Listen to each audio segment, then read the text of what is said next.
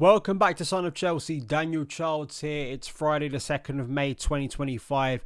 Going to be reacting to some recent Chelsea news. Enzo Maresca giving some interesting comments, but not new comments from a Chelsea head coach under Hyperbole that we'll get to very quickly. Then kind of what it means about Chelsea and the current age problem and experience issue within the current group. And I will be reacting to leaked images of the new kit. We now know what the new kit for next season is going to look like. Is this one of the worst? Is this a little bit better? You know, it's kind of a tradition each year. We look at the leaked images. I give you my thoughts. I'm usually quite negative about them. Am I going to be as negative this year? You have to find out. Please like, subscribe. If you haven't heard my thoughts about last night's game in the Conference League against Djurgården, please go and check them out on YouTube, and it will be the most recent podcast on the feed as well. Also released a piece today about the Conference League on my Substack. You can go and check out the Substack, free to subscribe. I release free articles on there, but also some paid stuff, and that's going to be ramping up as we head towards next season. So we're going to have a lot more content on my Substack, so definitely go and subscribe there as well. The place I want to start is Enzo Maresca. I've been very critical of Maresca's press conferences. I've been very critical of some of the things he's had to say, mainly when he does decide to take aim at supporters or some of the things that have kind of contradicted himself over the course of the season, how serious the stakes are in this season. But I do think it is quite revealing what he had to say about experience and the potential of experience and what Chelsea need to do in the transfer window and how it links back to some of his very recent predecessors in that role. So, as is usually the case with media, I'm sure you know this, but just to clarify, when you have the Thursday night game to a Sunday game, they usually do kind of your pre-match press conference on the Thursday. It's a little bit strange, but it's kind of the way it works, just to get those quotes out there. So, Simon Johnson reporting for The Athletic today these quotes that Chelsea need to consider signing more experienced players to catch champions Liverpool. When asked if Chelsea need to emulate what Liverpool did in the market, Maresca said, "For sure, if you want to close the gap with these kind of clubs, then you have to do things. I said already, our team next season will be better also in terms of experience because this season has been one more year together. They are the ones who are growing, like Levi, for instance. He is growing a lot in terms of leadership. For sure, sure, he will be better and better. Hopefully, the ones that we have, they can grow and help us in terms of experience." So, this isn't as kind of forthright as some of Poch's comments this time last year, which then kind of foreshadowed his exit from the club. But you cannot get away from the consistent trend we have seen under all three coaches, permanent coaches, not the interims, at Chelsea. And even Frank said this, and has said this extensively too, about the need for experience within the group. You could not get away from that trend. And literally every head coach has been asked about this specific issue and has kind of responded in the same way. It should tell you something, whatever your personal opinions are on the three head coaches, Graham Potter, Mauricio Pochettino, and of course this season, Enzo Maresca. That is relevant. And I think these quotes will resonate a lot more with people because I think they reflect a concern many people have about Chelsea's current strategy. So just to give you the proof and the evidence that this is not new, Mauricio Pochettino admits signing too many young players is a problem for Chelsea. This is what he had to say in 2024. And then Graham Potter, in interviews since being sacked by Chelsea, when speaking, I think this was on Monday Night Football, about that January window where the club spent big on a load of young players. He said, "I tried to explain the owner's pros and cons. It can be expensive in January. It's not a guarantee that you're going to improve. The players you can see there are not Harry Kane or Declan Rice. They're young players." And then I wanted to do what is kind of, I think, been done several times before, but just to illustrate the point further, is where do Chelsea rank with other Premier League teams? How young is this Chelsea team? And unless you're living under a rock, maybe you don't know how vast it is. Chelsea's average age in the Premier League this season is wildly younger than so many other teams. It is quite mad. 23.4 is the current age of the group. They do not have one single player over the age of 27, which is quite staggering, really, that you don't even have one player, even if your average age is much younger. It is wild. Arsenal, for instance, for comparison, are 8th in this list at 25.7, Man City 26.8, and the champions who Chelsea will face next in Liverpool are 27.2. That puts them 17th in the Premier League for average age. So they have a much older squad, and you could make the link there that because of the experience they have within their group, that has helped Arne Slot in his first season at Liverpool use a very elite group, use a well-constructed group under Jurgen Klopp before him, and propelled them to Premier League success. I think it's undeniable that Chelsea simply need to go out there and sign more experienced players. I think you have done the bulk of the work now in signing those young players. The issue is, as we keep talking about, will Chelsea actually change things? It's one thing to say that this group of young players will grow together and they will gain experience. They are gaining literal experience right now. However, it's another thing to then go, well, in the market, are you only going to go and add more raw players who will then, for them, it will push their experience, in terms of they need to then wait a couple of years to get to that level of experience? Or are you actually going to go out and very much supplement the young players you have with some leaders, with some elder statesmen within the group who could maybe guide those young players? And I just think it's hard to miss a trend of coaches. Pochettino, Potter and Maresca, 3 different experiences, 3 different characters, but they all say the same thing. And I think any coach Chelsea get in is going to say similar. For a variety of reasons, personal reasons, they are under pressure to get results. So, there is a correlation between, if you get me experienced players that can perform today, that's going to help me get results, which will then keep me in my job, which is usually the case. May not be the case at Chelsea with wanting to keep Maresca for another year without any judgment, but, most of the time that is what leads coaches to want to utilize older players. That's kind of obvious.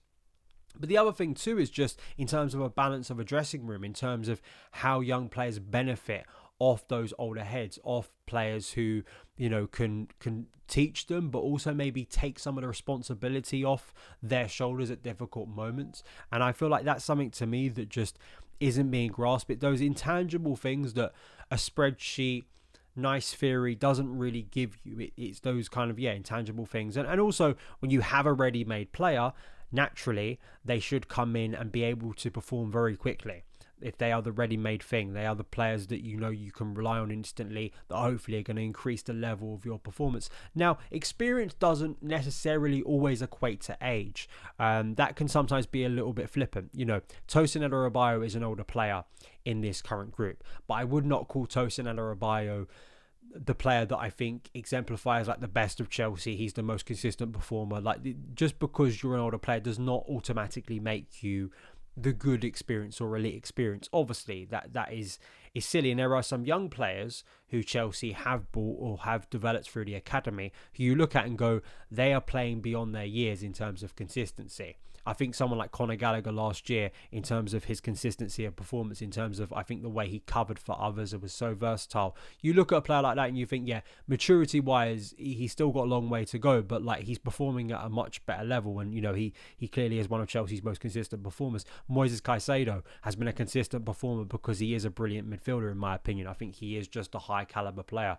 And luckily, we've seen that for Chelsea this year. So again, it's not trying to simplify things down that you buy a 30-year-old, any 30-year-old, and everything's going to be great. Obviously, that's a silly way to look at it. But I think what many people are looking at is the Virgil van Dijk situation, Kevin De Bruyne. Kevin De Bruyne might not be, in terms of positionally, what Chelsea desperately require. But you look at what Kevin De Bruyne has achieved in his career and what he could bring to this current group, and a player who clearly feels he could still perform at a high level. I'd even say, and I know I don't know why people will laugh, because this is a guy who has achieved quite a lot objectively in the Premier League, but this would not be a starting player. But look at like Jamie Vardy, right? Like Jamie Vardy, and I could already hear maybe people, and maybe I'm being unfair, maybe you rate Jamie Vardy a little bit higher. But, it's why, like Olivier Giroud, I always bring up that example, because this was a guy who played a lot of years at Chelsea in the Premier League and actually wasn't deemed to be one of the best strikers. But I think his reputation has only been enhanced in the latter years of his career because of what he's achieved, because of that experience and know-how that has helped others, guide others along the way. And I thought that made him a brilliant signing for Chelsea at the time. Even some of those older players don't have to be your star players. They can be a Cesar Azpilicueta, who just lead kind of by experience, by example, are kind of just competent 7 out of 10 players most weeks. So they come in different shapes and sizes, but I think what it shows you is I'm not being given the tools that best suit me as a coach over the course of the season. And if you go into another window where we don't address any of these problems, we don't sign a commanding centre forward, you maybe don't sign another central midfielder, you don't sign a commanding goalkeeper, especially you don't sign a commanding centre back, you're going to have these problems again, most likely, because I also just look at so many players who just, I feel, could do with a bit of leadership around them. So I think it's very notable that Maresca is saying this. He's not exactly doing what Poch did last year, where he's kind of explicitly going out there. But from what you read between the lines a lot of times in press conferences. But from what I can believe, Maresca wants more experience, and it doesn't surprise me. I think especially in his position, he knows that at least if he wasn't under pressure this year internally, he will be under pressure next year internally. So maybe that's why he's pushing, and also probably just wants to see those frustrations that he's had with the way things have gone this year be alleviated, and obviously wants better players. Every coach in world football would like to have better players, you'd think. A little bit more light-hearted, whether you take it that seriously. I'm by coincidence wearing, I went to the gym earlier in this, I was wearing the 14-15 shirt I wore earlier this week, though, 4-5 shirt. This is actually a bit underrated. This is the one I have Diego's name on the back for his first season when we won the Premier League title. And, you look at this shirt, I don't think this is the best shirt in Chelsea history, even though we won a Premier League title in it. But I do think it is, in terms of the colour scheme, in terms of the clean look of it, Adidas, I think it is a good shirt. However, Nike have consistently, like they have this season, messed up the Chelsea shirt big time. And to be honest, it's pretty low, the bar this year, because you're effectively going from, in my opinion, the worst Chelsea home shirt ever designed. So if you're not the worst Chelsea home shirt ever designed, you're an improvement. So this is the image of the new kit. As you can see, I'll put it up on screen now. If you're listening on the podcast feed, I would suggest going to Footy Headlines, which is a great site if you just want to see this in front of your own eyes and get a good look at the kit. But it has a V-neck, white on the collar, and then inside it looks like kind of the kind of red. It could be orange based on the picture. It looks like there is orange, the kind of same color scheme we've seen with orange this year, white and orange lines down the side, and then it is the right shade of blue. It isn't like this year where you have a load of mess on the front, but there is definitely a design, a pattern on the front, which kind of confuses a little bit. Luckily, the badge does not have any orange on it this year, does not have the outline, is not fluorescent. It's just a classic Chelsea badge with white outline, which is good to see.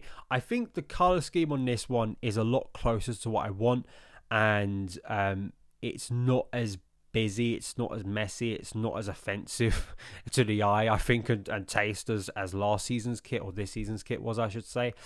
But at the same time, I'm baffled by the fact that we have just passed the 20-year anniversary of the 0405 kit. And the season before this, where, of course, that kit that was paying homage to the Cup Winners' Cup triumph, Zola's iconic goal, and that being, I think, the 25-year anniversary, and how well, I think it was a 97-98 kit that they were paying homage to, how well that kit sold because of the history of it. You just kind of wonder why you look at, this time, the 20-year landmark of that win at Bolton, winning the title for the first time in 50 years, the first Premier League title at Chelsea under Jose Mourinho, and not try and replicate and show signs of, for my money, the best Chelsea home shirt of all time. It just feels like a wasted opportunity. I don't think this is a bad kit. I really don't. In terms of Nike, it's probably going to be a little bit more middling. I always say you got to wait to see it in person, and you also got to wait to see what it looks like on the players before we make a firm judgment. But this is clearly a real photo, and because we're so close to release, I believe the kit's going to be released before the Club World Cup. That is the aim, at least, I believe. So we will see it very soon on the players. I want to hear your thoughts. I'm waiting for more judgment. I don't think it's terrible. I don't think it's great. And given what we've just experienced this year, I'm okay with just a medium Chelsea home shirt for the season rather than anything wild and radical, which is kind of my problem with this year's design. So those are my thoughts on the kit, on what Maresca had to say. Please let me know your thoughts in the comments below. If you're in the UK, hope you have a great bank holiday weekend. I'll be back to preview the Liverpool game on Saturday, which of course is a huge game. A lot to say about that game, so please stay tuned for that. And I'll see you again very soon. All the best.